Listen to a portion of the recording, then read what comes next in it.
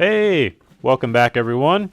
If you're new here, we explore different areas of leathercraft, and today we're going to explore the elements that make up leather quality. There are so many conceptions around what goes into leather quality from certain types, such as full grain or top grain leathers, and today we're going to dive right into the details, looking at the 5 key elements that make up leather quality, and we're going to essentially go through how they each affect it, why it matters, and how it's going to help you determine what type of leather you want for your next project. So let's get to it.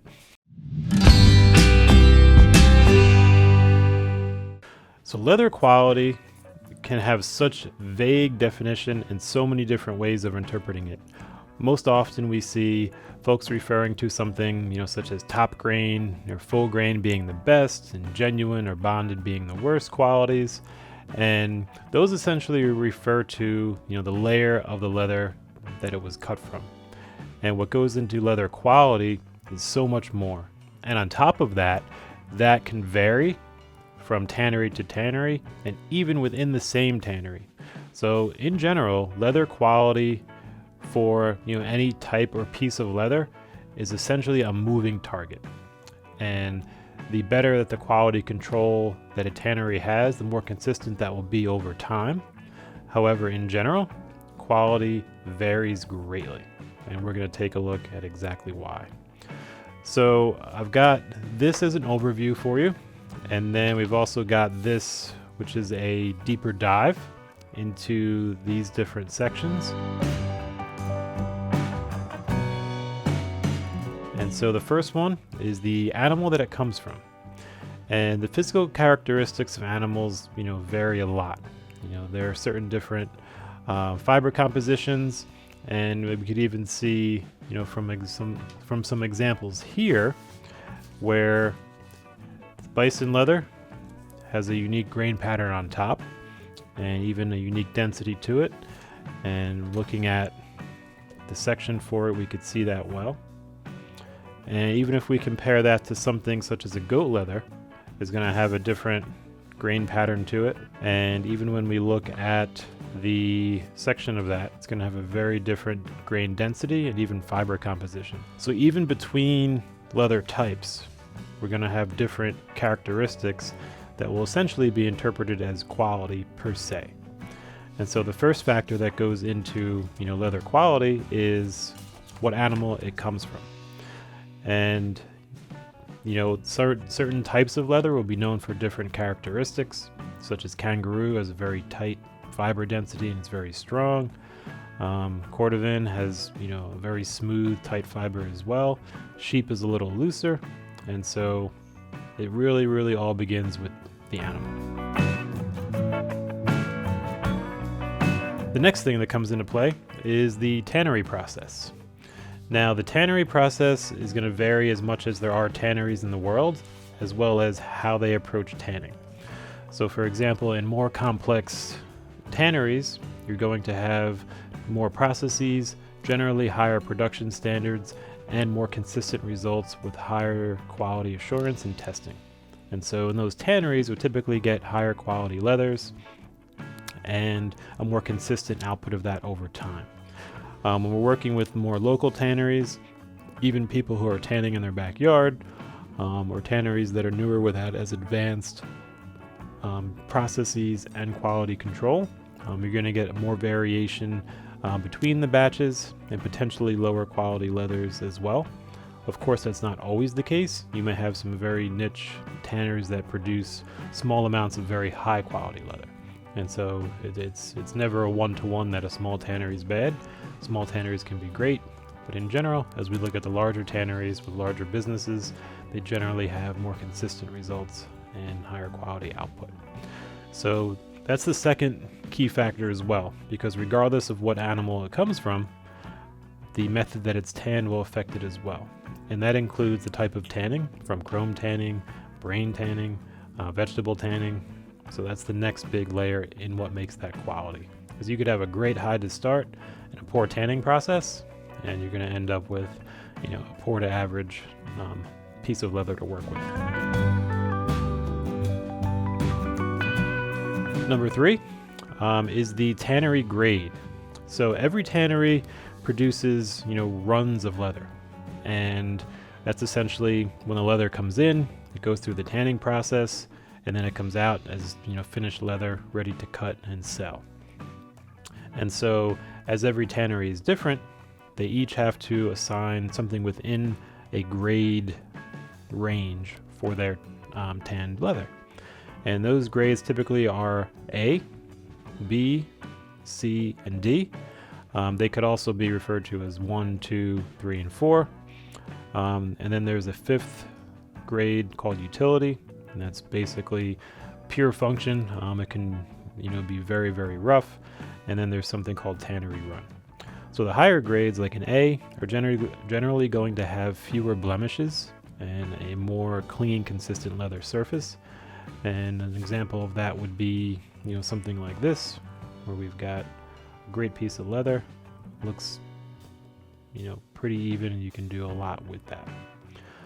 As we get into grade B, we can begin to see, some slight color variations throughout the leather. Maybe you get, some small blemishes and things like that are part of the hide. So it's not perfect, but it's pretty good. For most projects, you're going to get a nice workable piece of leather with a B grade.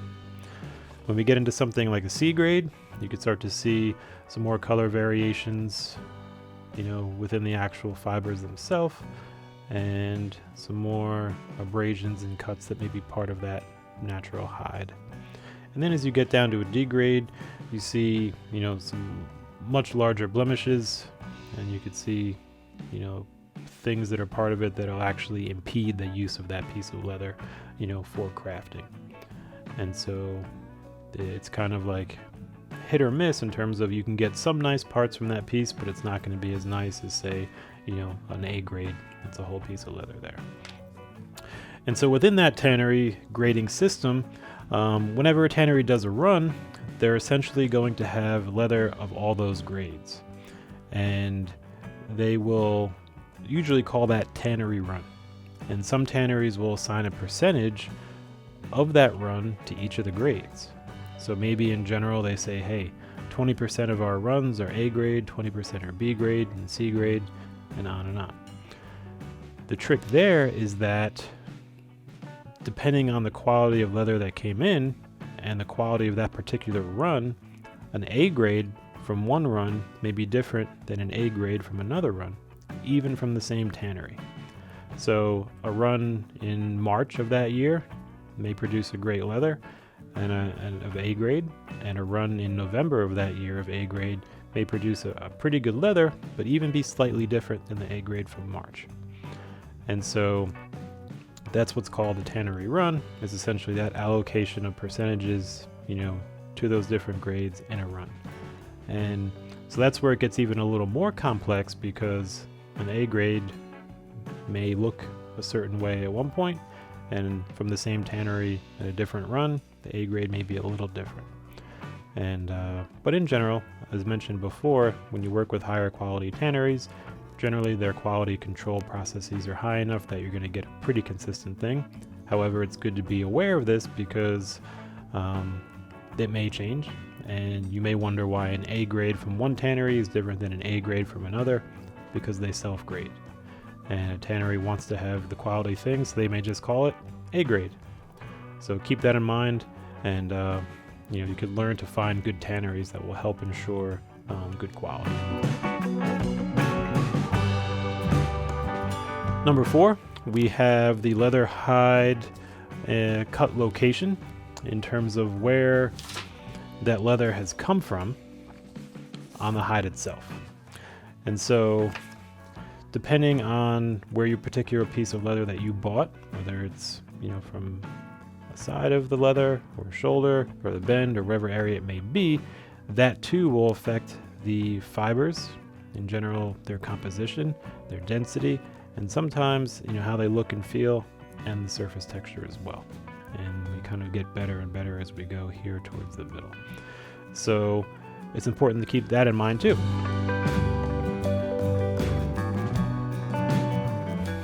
So now we've got up to this point, we have 4 different elements that have affected, our leather quality. And then the last one that's pretty popular that will be key as well is the layer that the leather is cut from. So, we have to talk about full grain and top grain. That's cut from this top layer where the original grain pattern remains and it's a pretty strong, durable leather. We get into suede that comes from this corium area, which doesn't have that outside surface anymore. It's been essentially split, and then we have the looser fibers in there that make up suede, and then we've got split leather, bonded leather, and things like that. So that will affect too what the characteristics of that final piece of leather are. And that's something that I think is really important, is that quote unquote leather quality would love to have an easy reference for it, right? Like, this is great, this is poor, I want the good stuff. And the reality is we have these 5 key elements that essentially within them have variance over time as well. So the leather that you may get one day may be different the next, and there's all these reasons why. So let's dive in and do a quick summary. The 5 key elements that make up leather quality are the animal that it comes from. Each animal has a different characteristic makeup of the fibers.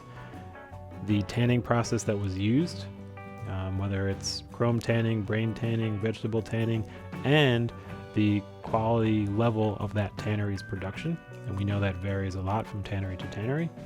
The tannery grade, they're essentially self-graded by the tannery, and that could even change over time based on each individual run.